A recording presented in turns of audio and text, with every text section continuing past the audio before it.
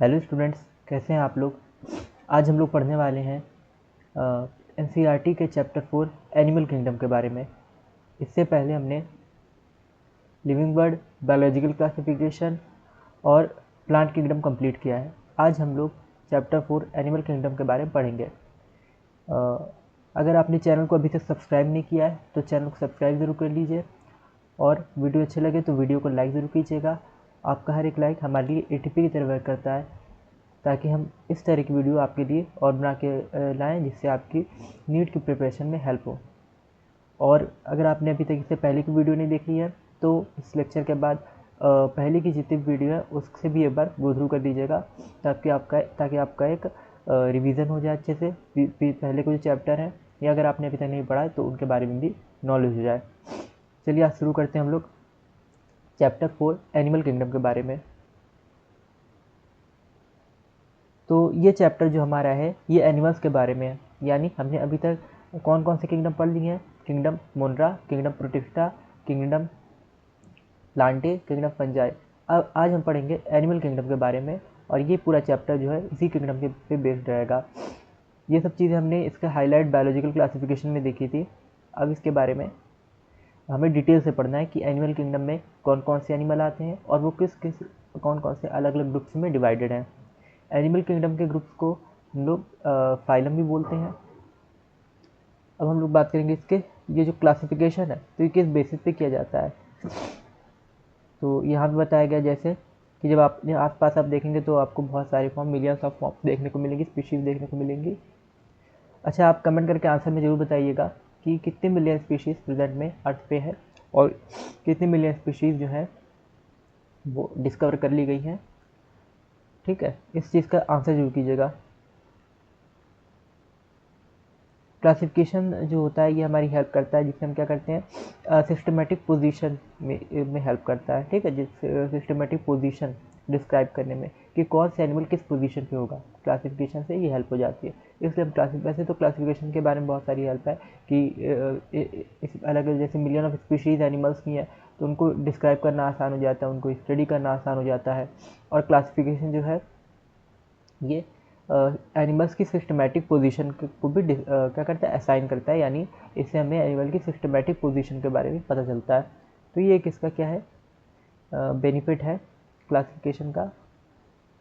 ये systematic position इससे पता चलती है। क्लासिफिकेशन, अगर हम क्लासिफिकेशन की नॉलेज होगी हमको तो हम सिस्टमेटिक पोजीशन के बारे में जान पाएंगे किसी भी एनिमल की, और एक एनिमल और दूसरे एनिमल में रिलेशन पता लगा पाएंगे, और किस एनिमल का ओरिजिन किससे हुआ, यानी एंसेस्टर कौन है। जैसे कहा जाता है ह्यूमन के एंसेस्टर एप लाइक एंसेस्टर थे ह्यूमन के, या मंकी लाइक एंसेस्टर थे, तो आखिर वो एंसेस्टर किस तरह कैसे थे। तो ये भी एनिमल किंगडम का जब हम क्लासिफिकेशन पढ़ेंगे तब हमें समझ में आएगा ये सब चीज़ें कैसे हैं, किस तरह से एक ऑर्गेनिज्म दूसरे ऑर्गेनिज्म में रिलेट कर रहा है, या किस तरह से किसी भी ऑर्गेनिज्म के एंसेस्टर्स हैं, तो वो सब हमें यहाँ पता चलता है एनिमल किंगडम में।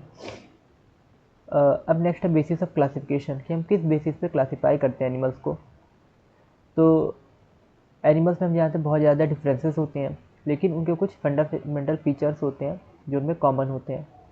फंडामेंटल फीचर्स कॉमन देखने को मिलेंगे, जैसे आप देखें कि बर्ड्स में भी लंग्स होती हैं, हम लोग में भी लंग्स है। ठीक है, और उनमें भी डाइजेस्टिव सिस्टम है, हम लोग में भी है। ऐसे ही अदर एनिमल्स के बीच में हमारी कोई ना कोई सिमिलैरिटी है। बट ही स्पाइनल कॉर्ड जो है अदर एनिमल में भी है, फिशर में भी है, और एम्फीबियंस में भी है, फिशर में, फ्रॉग्स में, बर्ड्स में, हम लोग में भी है। ठीक है, तो इस तरह से बहुत सारी चीज़ें जो है सिमिलर देखने को मिलती हैं। तो इनको बोलते हैं फंडामेंटल फीचर्स जो कॉमन होते हैं इंडिविजुअल्स में। और इसके अलावा जो सेल्स जैसे अरेंजमेंट है सेल की, बॉडी सिमेट्री ना, हम लोग की सेल्स यूकैरियोटिक है, सेल्स के अरेंजमेंट कैसे है, सेल फिर टिश्यू लेवल ऑर्गेनाइजेशन हुआ, या बॉडी सिमेट्री कैसी है, बायलैटरल सिमेट्री है या रेडियल सिमेट्री है। ठीक है, नेचर सीलोम का नेचर कैसा नहीं है, जो हमारी बॉडी कैविटी है वो किस तरह की है, डाइजेशन सिस्टम किस तरह का, सर्कुलेटरी या प्रोडक्टिव रिप्रोडक्टिव सिस्टम किस तरह का। तो ये सारी चीज़ें जो है ये बेसिस ऑफ क्लासिफिकेशन में आ जाती हैं, और इन फीचर्स को जो है एनिमल हम यूज़ करते हैं एनिमल को क्लासीफाई करने में।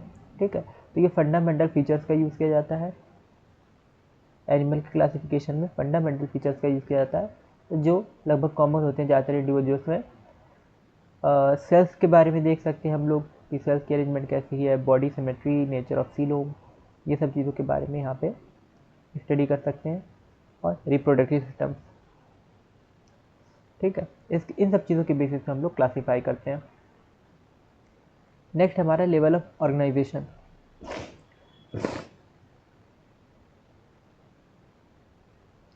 Though all members of Animalia are multicellular, all of them do not exhibit the same pattern of organization of cells. For example, sponges, the cells are arranged loose as cell aggregates. तो यहाँ पे अगर हम बात करें level of organisation की, तो जब हम प्रिमिटिव जो है एनिमल्स में देखें, वैसे तो सारे के सारे एनिमल मल्टी सेलुलर होते हैं, कोई भी एनिमल जो है वो यूनिसेलुलर नहीं होता। लेकिन अगर हम मल्टी सेलुलर एनिमल जैसे हैं तो उनके बारे में देखें जो ओशन में हमको देखने को मिलते हैं, ठीक है, जैसे स्पंजेस वगैरह, वो एक जगह पर रहते हैं, मूव भी नहीं करते, और वो एक तरह के सेल एग्रीगेट होते हैं, उनमें टिश्यू वगैरह नहीं होता, ठीक है। स्पंजेस जो होते हैं, इसके ऊपर एक कार्टून भी बना था स्पंज बॉब करके।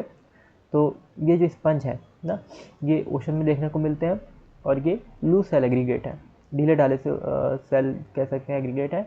इसमें टिश्यू नहीं होता है, और सेल अपना इंडिपेंडेंट वर्क कर रही होती हैं। तो यहाँ पे हम सबसे पहले देखते हैं किसके बारे में, स्पंजेस। स्पंजेस के बारे में हमने देखा कि इनका जो बॉडी ऑर्गेनाइजेशन होता है ये लूज सेल एग्रीगेट होता है, ठीक, लूज सेल एग्रीगेट्स की फॉर्म में होता है। और जितने भी एनिमल्स हैं ये मल्टी सेलर होते हैं, ठीक। तो इनमें सेलर लेवल का ऑर्गेनाइजेशन देखने को मिलता है, इसको बोलते हैं सेलर लेवल ऑफ ऑर्गेनाइजेशन। यानी हर एक जो है सेल वो इंडिपेंडेंट है, अपना इंडिपेंडेंट वर्क करती है। फिर इसके बाद कुछ सेल्स जो हैं, जैसे अब इसके बाद बात आती है स्पंजेस के बाद हाइड्रा, सिलेंट्रेटा वगैरह की। तो इनमें क्या होता है कि अलग अलग सेल्स का ग्रुप होता है, और वो अलग अलग वर्ग जो है आपस में डिवाइड कर लेता है। जैसे कुछ सेल्स का ग्रुप होगा वो क्या करेगा, डाइजेशन करेंगे, कुछ सेल्स का ग्रुप होगा वो रिप्रोडक्शन करेंगे। तो इस तरह से अलग अलग सेल जो होती हैं वो अलग अलग वर्ग को डिवाइड कर लेती हैं, आपस में बांट लेती हैं, जिससे काम आसान हो जाए, ठीक है। जैसे एक घर होता है, तो घर में कुछ लोग ड्यूटी करते हैं, कुछ लोग घर के काम देखते हैं, तो इस तरह से डिवीज़न ऑफ लेबर भी घर में भी देखने को मिलता है। तो उसी तरह से ये हाइड्रा और सिलेंट्रेटा, हाइड्रा जो है, ठीक है, और इसमें और जितने एग्जाम्पल है, फाइसेलिया है, तो इसमें डिवीज़न ऑफ लेबर देखने को मिलता है, ये बेसिकली सिलेंट्रेट होते हैं। तो इसमें टिश्यू लेवल का ऑर्गेनाइजेशन भी हम बोल सकते हैं कि इसको टिश्यू लेवल ऑफ ऑर्गेनाइजेशन है, यानी डिवीज़न ऑफ लेबर है। सेल्स का ग्रुप मिल के एक पर्टिकुलर वर्क कर रहा है, कुछ सेल्स का ग्रुप डाइजेशन कर रहा है, कुछ सेल्स का ग्रुप जो है रिप्रोडक्शन कर रहा है। तो इस तरह से इसको हम बोलते हैं टिश्यू लेवल ऑफ ऑर्गेनाइजेशन या डिवीज़न ऑफ लेबर। तो ये डिवीज़न ऑफ लेबर किस में देखने को मिलता है, सिलेंट्रेट्स में। सिलेंट्रेट्स के एग्जाम्पल फाइसेलिया, और एक होता है आपका एग्जाम्पल फाइसेलिया जिसको पुर्तगीज़ मैन ऑफ वॉर भी बोलते हैं, ठीक है। तो ये पॉइजन छोड़ता है, पॉइजन स्टिंग छोड़ता है, और ये आपको ओशन वगैरह पे, सी पे देखने को मिलेगा, ट्रांसपेरेंट सा होता है, ब्लू ब्लू कलर का या पिंक कलर का। और इसके अलावा इसमें टिश्यू लेवल ऑर्गेनाइजेशन भी इसको हम कहते हैं, ठीक है। टिश्यूज़ में अरेंज होते हैं, स्पेसिफिक फंक्शन करते हैं। और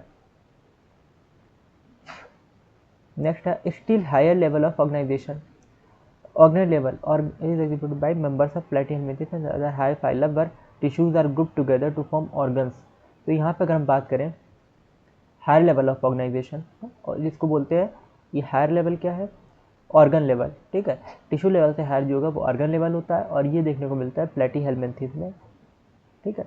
और अदर जितने भी हैं इनमें देखने को मिलेगा अदर फाइला, प्लेटीहेल्मिन्थेस, उसके बाद के जितने भी फाइला होते हैं इनमें ऑर्गन सिस्टम देखने को मिलता है। तो इसको बोलते हैं ऑर्गन लेवल ऑफ ऑर्गेनाइजेशन, यानी वो टिश्यू जो सिमिलर वर्क कर रहे थे, ठीक है, वो आपस में मिलके अलग अलग टिश्यूज मिलके, जैसे डाइजेस्टिव सिस्टम के tissue, respiratory system, excretory system और रिप्रोडक्टिव सिस्टम, सबके टिश्यू आपस में मिलके एक सिमिलर वर्क परफॉर्म कर रहे हैं, या एक कोई नेट रिजल्ट दे रहे हैं, तो इसको बोलते हैं हम ऑर्गन, ठीक है।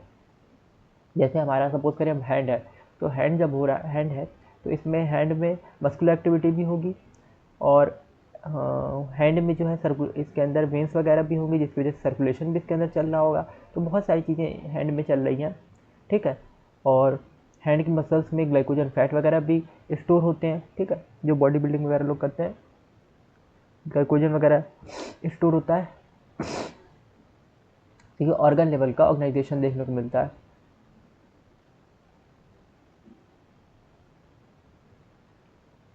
और इसका एग्जांपल क्या आएगा, प्लेटीहेल्मिन्थेस, उसके बाद के जितने भी होते हैं ऑर्गन लेवल है। इसके बाद Higher fiber tissues are grouped together to form organ if to particular function, and in animals like annelids, organ have a form function system. Annelids, arthropods और मोलस की बात करें, ठीक है, इकाइनोडर्मेट्स और कॉर्डेट्स, यानी फाइलम के बाद, फाइलम प्लेटीहेल्मिन्थेस के बाद जीते हैं एनिलिडा। अच्छा, प्लेटीहेल्मिन्थेस में लिवर फ्लूक वगैरह आते हैं, ठीक है, सोडियम लिवर फ्लूक, ठीक है। जो प्लेटीहेल्मिन्थेस क्या होते हैं, जो फ्लैट स्ट्रक्चर जिनका होता है, ये वर्म्स एक तरह के हैं जिनका फ्लैट स्ट्रक्चर होगा। एनिलिड में आते हैं राउंड वर्म्स आते हैं एनिलिड में, ठीक है, निमाटोडा में, तो ये राउंड वर्म उसमें देखने को मिलते हैं। अर्थवर्म हो गया, ठीक है, या निरीस हो गया, तो इस तरह के एनिमल्स एनिलिडा में देखने को मिलेंगे। एनिलिडा और मोलस्का, इकाइनोडर्मेटा, कॉर्डेटा, ये सब चीज़ें जो है इनमें क्या देखने को मिलता है, और आर्थ्रोपोडा, इन सब में ये ऑर्गन मिलके ऑर्गन सिस्टम बना लेता है, ठीक है, एक ऑर्गन सिस्टम बना लेता है। तो यहाँ पे एक फंक्शनल सिस्टम होता है जिसको बोलते हैं ऑर्गन सिस्टम। जैसे हम लोग में डाइजेस्टिव सिस्टम होता है, रेस्पिरेटरी सिस्टम होता है, डाइजेस्टिव सिस्टम में डाइजेशन में जो ऑर्गन हेल्प कर रहे हैं वो सब आते हैं, रेस्पिरेटरी सिस्टम में रेस्पिरेशन में जो ऑर्गन हेल्प कर रहे हैं वो सारे ऑर्गन आते हैं। तो हर एक ऑर्गन मिलके एक एक सिस्टम बना लेंगे, पर्टिकुलर सेम वर्क जो कर रहे होंगे। तो यहाँ पे इकाइनोडर्म्स और कॉर्डेट में हमें ऑर्गन सिस्टम देखने को मिलेगा, और कॉम्प्लेक्सिटीज़ बहुत ज़्यादा होती हैं, ठीक है। ऑर्गन सिस्टम जो होता है तो group of animals with various pattern of complexity, digestive system, Platyhelminthes, और या single opening to the outside of the body जैसे बोथ माउथ एंड एनस। तो यहाँ पे दो तरह की बात आती है, कंप्लीट और इनकम्प्लीट, ठीक है। ये टाइप्स होते हैं ऑर्गन सिस्टम में, इनकम्प्लीट डाइजेस्टिव सिस्टम भी देखने को मिलता है, और अलग अलग एनिमल्स में कॉम्प्लेक्सिटीज़ भी देखने को मिलेंगी डाइजेस्टिव सिस्टम में, ठीक है। जैसे प्लेटीहेल्मिन्थेस है बहुत नॉर्मल डाइजेस्टिव, प्लेटीहेल्मिन्थेस में तो होता ही नहीं, ऑर्गन होता है सिर्फ। एनिलिडा जैसे देखो तो उसमें डाइजेस्टिव सिस्टम बहुत सिंपल होता है, लेकिन वही हम बात करें ह्यूमन के डाइजेस्टिव सिस्टम की तो बहुत ज़्यादा डेवलप्ड है। तो इस तरह से कॉम्प्लेक्सिटीज़, रिप्रोडक्टिव सिस्टम छोटे एनिमल्स जो है कम इवॉल्व, लेस इवॉल्व है, तो उनमें बहुत ज़्यादा क्या होता है, सिंपल, बहुत ज़्यादा सिंपल वहाँ पे रिप्रोडक्टिव सिस्टम होगा, और हम लोग में क्या होता है बहुत ज़्यादा कॉम्प्लेक्स रिप्रोडक्टिव सिस्टम होता है, ठीक है। बहुत ज़्यादा स्ट्रक्चर हम लोग में होते हैं, जो ज़्यादा इवॉल्व होते हैं ऑर्गेनिज्म उनमें ज़्यादा कॉम्प्लेक्स स्ट्रक्चर देखने को मिलेंगे। तो यहाँ पे जो प्लेटीहेल्मिन्थेस है इसमें सिंगल ओपनिंग होती है डाइजेस्टिव में, ठीक है। जैसे हम प्लेटीहेल्मिन्थेस की बात करें तो यहाँ पे सिंगल ओपनिंग देखने को मिलेगी, जिसको हम क्या बोल रहे हैं, माउथ बोलते हैं, ठीक है। ये माउथ भी होती है और एनस की तरह भी वर्क करेगी, दोनों तरह से वर्क करती है, माउथ और एनस दोनों तरह से वर्क करेगी, और इसको हम बोलते हैं इनकम्प्लीट, ठीक है, इनकम्प्लीट डाइजेस्टिव सिस्टम। हालांकि प्लेटीहेल्मिन्थेस में सिर्फ और डाइजेस्टिव ऑर्गन्स होते हैं, लेकिन इसको हम क्या बोलते हैं, इनकम्प्लीट डाइजेस्टिव सिस्टम। यहाँ पे क्या है, प्लेटीहेल्मिन्थेस में सिंगल ओपनिंग है। जैसे हम प्लेटीहेल्मिन्थेस बनाते हैं तो प्लेटीहेल्मिन्थेस कैसे बनाते हैं, इस तरह का स्ट्रक्चर होता है घड़े के जैसा, ठीक है, लीफ के या घड़े के जैसा प्लेटीहेल्मिन्थेस का। तो यहाँ पे एक सिंगल ओपनिंग ये ऊपर के साइड होगी, ठीक है, सिंगल ओपनिंग जो होगी इसी को हम बोलेंगे, जो सिंगल ओपनिंग होगी इसी को माउथ भी, इसी को एनस भी, ठीक है, इसी को माउथ बोलते हैं और इसी को एनस बोलते हैं। तो ये इनकम्प्लीट डाइजेस्टिव सिस्टम है। नेक्स्ट हम लोग बात करते हैं अदर ऑर्गेनिज्म में, जैसे अर्थवर्म हो गया, या मॉस्किटो हो गया, कॉकरोच हो गया, या ह्यूमन हो गए।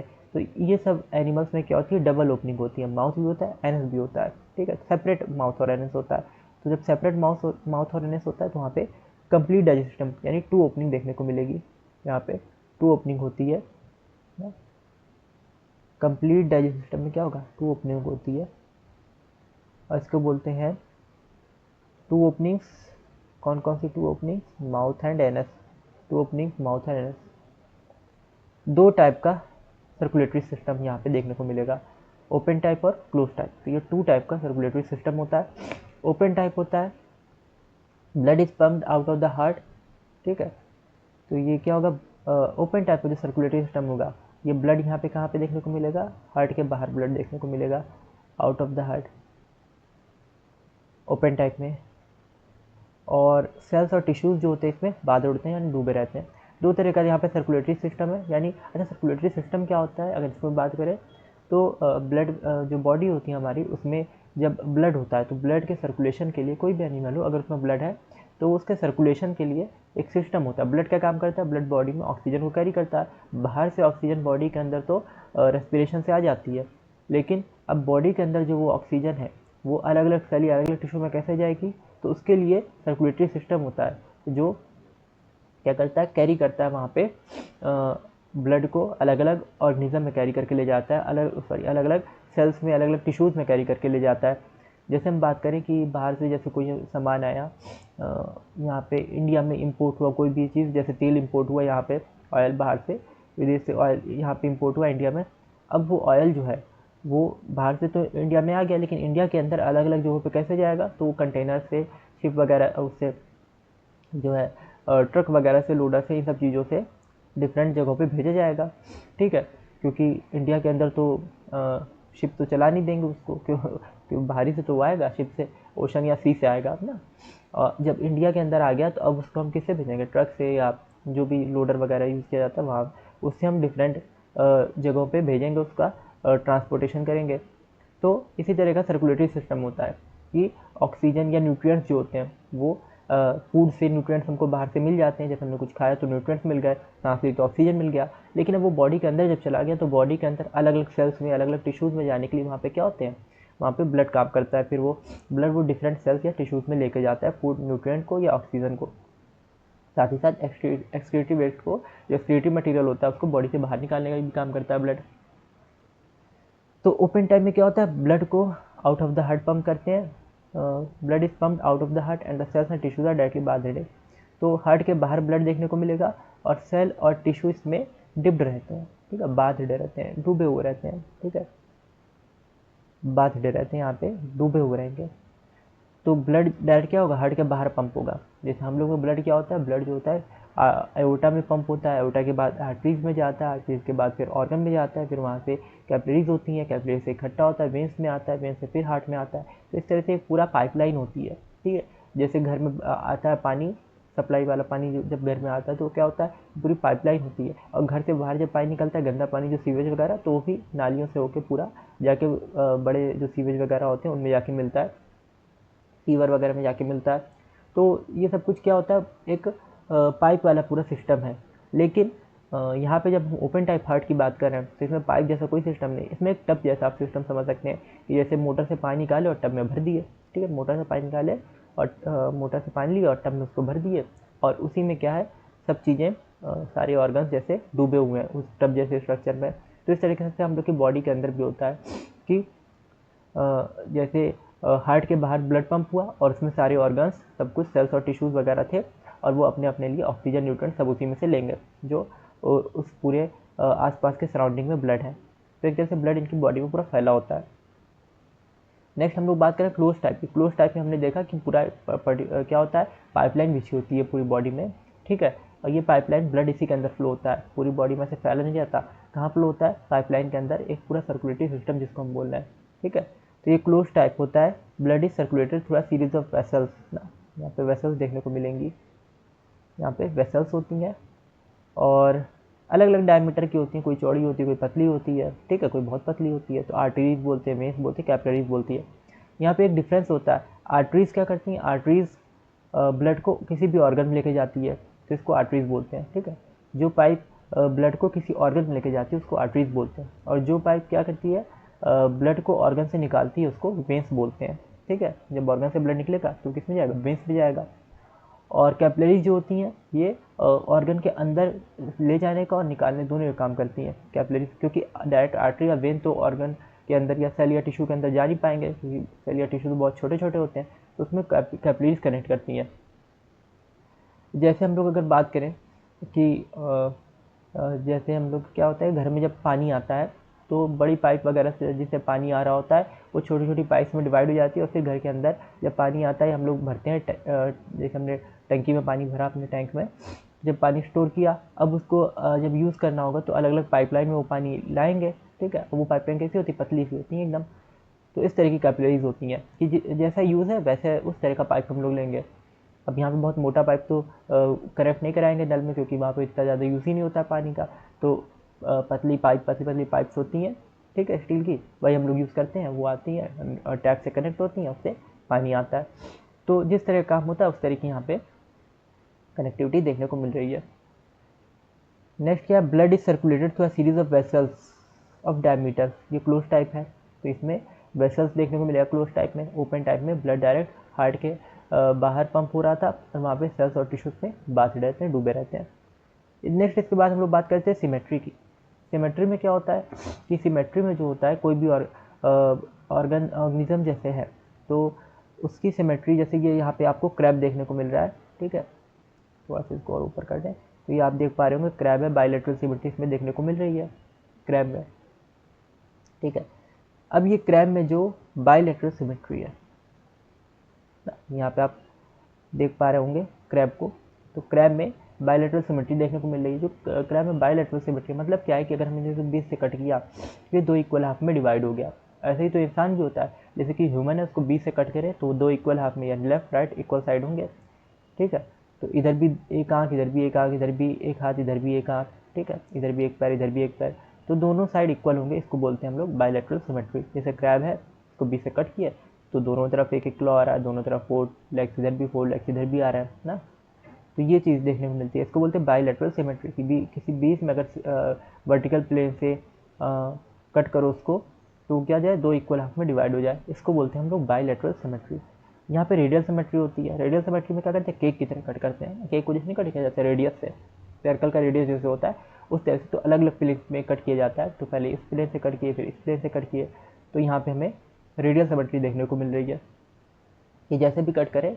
रेडियल सिमेट्री जनरली काइनोडर्मेट में या हाइड्रा वगैरह में देखने को मिल सकती है। इकाइनोडर्मेट में ज़्यादातर देखने को मिलती है क्योंकि 5 ऐसे पैर होते हैं उसके, 4 या 5 होते हैं जनरली। इसको आप कट करोगे तो एक इधर आएगा, एक हिस्से में पैर, एक हिस्से में आएगा, एक हिस्से में पैर आ जाएगा।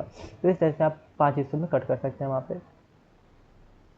इसको बोलते हैं हम लोग सिमेट्री। सिमेट्री का मतलब भी होता है कि मतलब बॉडी पार्ट को जब डिवाइड किया जाए किसी भी प्लेन से तो इक्वल पार्ट में डिवाइड होना चाहिए ना। तो रेडियल सिमेट्री बायलैटरल 2 तरह की होती है। रेडियल में हम लोग केक की तरह कट करते हैं और वो इक्वल हाफ में डिवाइड हो जाता है। वहाँ पे हर एक जैसे एक स्टार फिश को काट रहा है तो हर एक उसमें क्या आ जाएगा, एक लिम्ब आ जाएगा। जैसे यहाँ पे बना दें स्टार फिश, अगर स्टार फिश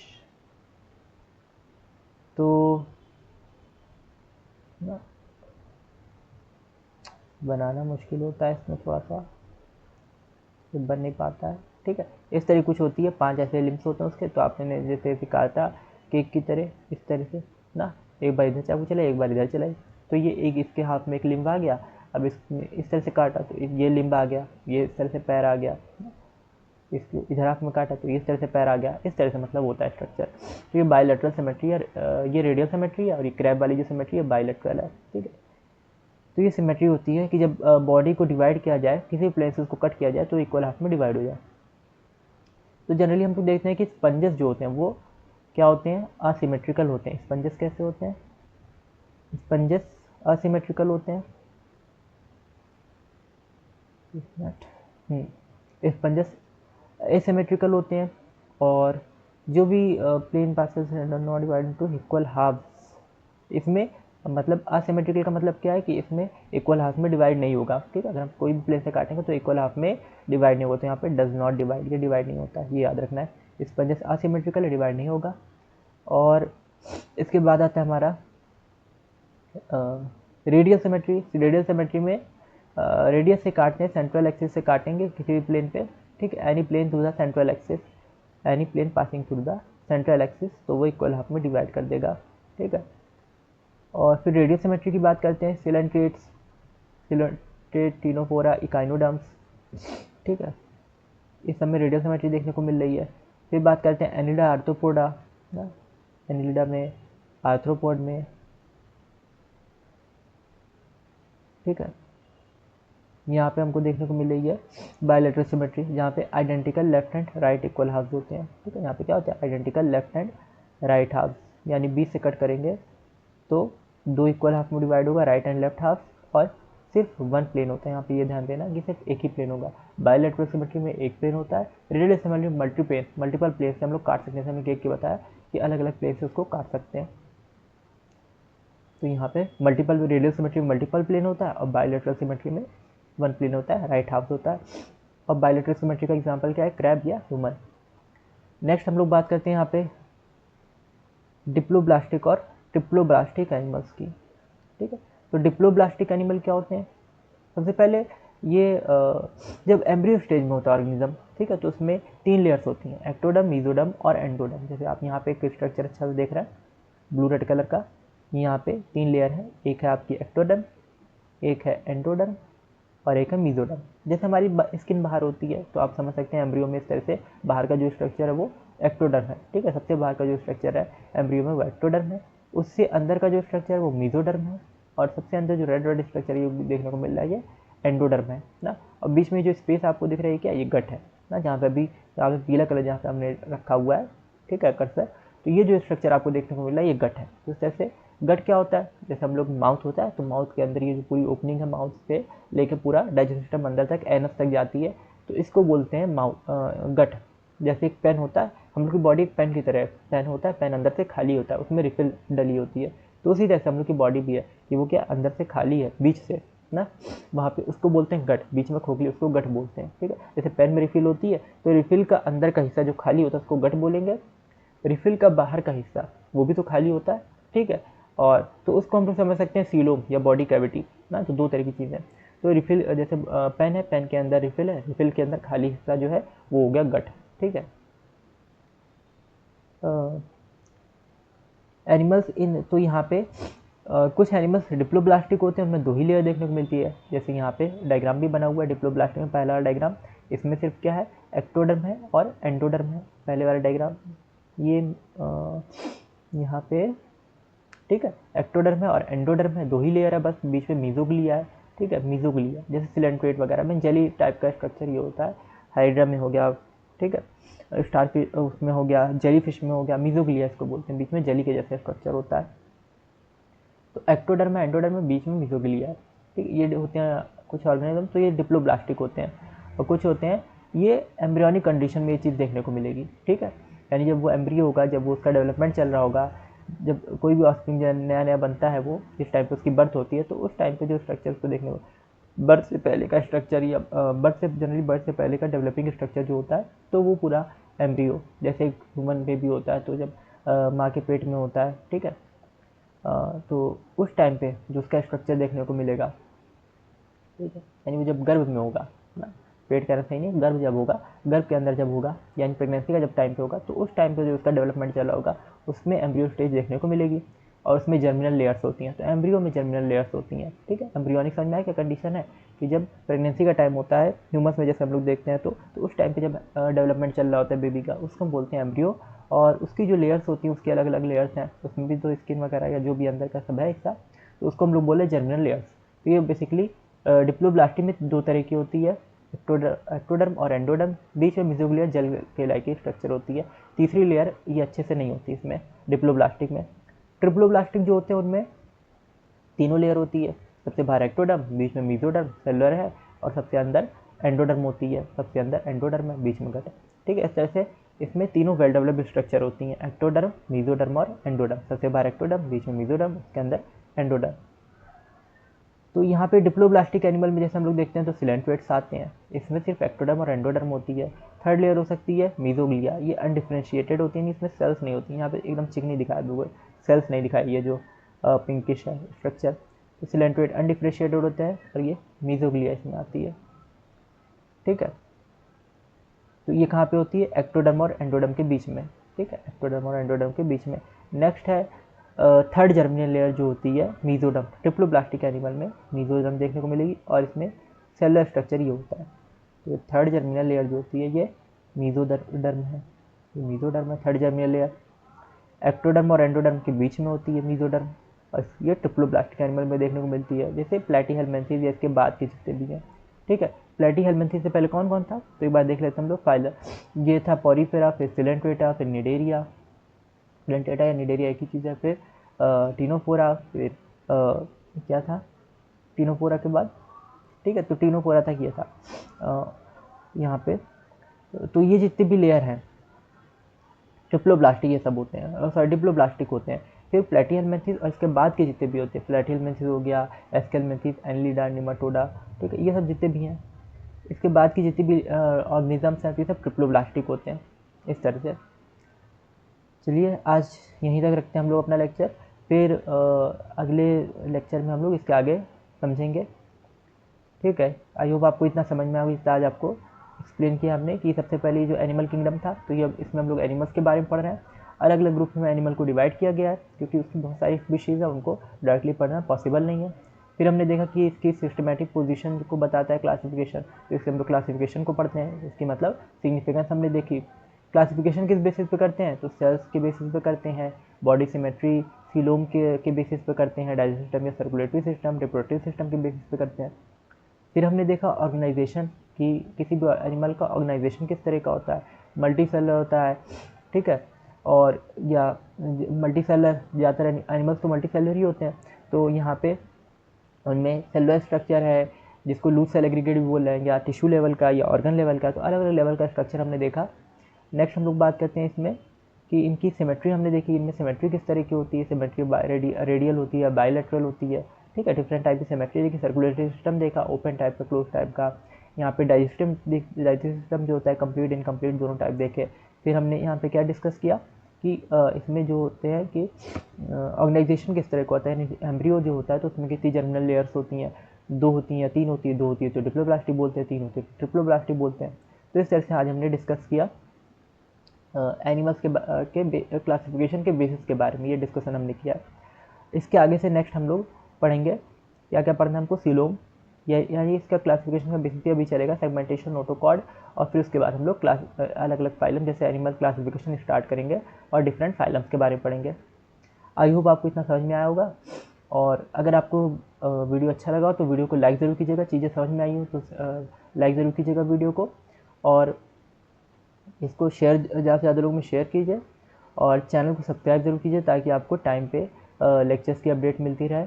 जो भी हम लोग ये नीट का लेक्चर बनाए इसकी अपडेट आपको टाइम पे मिलती रहे। और आई होप आपने इससे पहले जो PYQ है, प्रीवियस ईयर क्वेश्चंस की वीडियो जो हमने इस पर अपलोड की थी, ठीक है, प्लांट किंगडम की, वो आपने देखी होगी। अगर नहीं देखी है तो वो भी एक बार गो थ्रू कर लीजिए, उससे आपकी प्रैक्टिस हो जाएगी। उसमें प्रीवियस ईयर क्वेश्चंस की प्रैक्टिस हम लोगों ने करवाई है। और अगर आपको मॉड्यूल वगैरह की रिक्वायरमेंट हो, कोचिंग के मॉड्यूल वगैरह की, तो मॉड्यूल बनाने में थोड़े से एफर्ट ज़्यादा लगते हैं, वहाँ पे टाइम भी लगता है, तो इसके लिए कुछ उसका प्राइस फिक्स किया गया है। उसके अकॉर्डिंग यहाँ पे आपको स्क्रॉलिंग बार में नीचे मिल जाएगा उसका डिटेल मॉड्यूल का, या आप डिस्क्रिप्शन में भी देख सकते हैं, वहाँ से भी। तो अगर आपको परचेस करना हो तो आप हम लोग से कॉन्टैक्ट कर सकते हैं। कि कोई भी क्वेरी होती है तो आप यूट्यूब पे वो क्वेरी इस वीडियो में कमेंट सेक्शन में आप पूछ सकते हैं, या हमारे व्हाट्सएप, टेलीग्राम ग्रुप, इंस्टाग्राम, कहीं भी आप जहाँ भी आपको ईज लगे, आपको आसानी हो, वहाँ पे आप पूछ सकते हैं, ठीक है। थैंक यू फॉर वॉचिंग, मिलते हैं अगली वीडियो में।